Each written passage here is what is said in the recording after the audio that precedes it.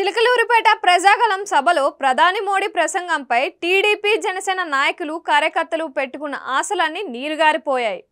మోదీ ప్రసంగంపై ఇటు ప్రధాని మీడియా అటు సోషల్ మీడియాలోనూ పెద్ద ఎత్తున చర్చ జరుగుతోంది. ఇందుకు ప్రధాని మోడీ ఎందుకు వచ్చారు అనే ప్రశ్న ఉత్పన్నమైంది. వైసీపీకి రాజకీయంగా ప్రయోజనం కలిగించడమే ప్రధాని మోడీ రహస్య ఎజెండా అని టీడీపీ జనసేన శ్రేణులు అంటున్నాయి. మరోసారి వైఎస్ జగన్ను సీఎం చేయడమే ప్రధాని మోడీ లక్ష్యమని అభిప్రాయం బలపడుతోంది.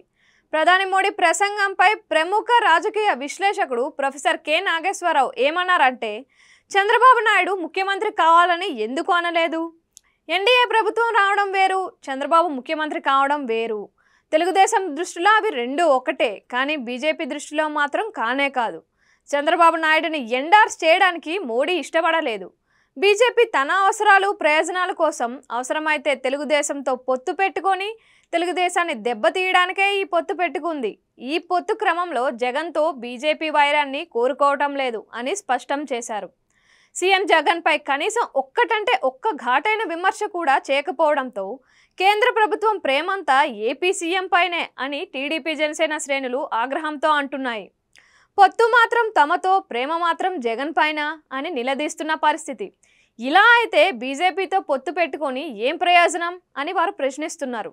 బీజేపీతో పొత్తు వల్ల రాజకీయంగా టీడీపీ జనసేన తీవ్రంగా నష్టపోతాయని, ఏ ప్రయోజనాల కోసం భారీ మూల్యం చెల్లించుకోవడానికి చంద్రబాబు వెంపర్లాడుతున్నారో అర్థం కావడం లేదనే ప్రశ్న టీడీపీ జనసేన శ్రేణుల నుంచి ఎదురవుతోంది.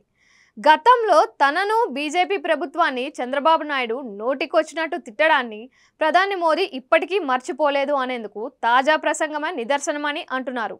బాబు కాలావేళ పడటంతో పొత్తు పెట్టుకున్నారే తప్ప ఆయనపై అభిమానంతో కాదనే నిజం బయటపడిందని అందరి అభిప్రాయం.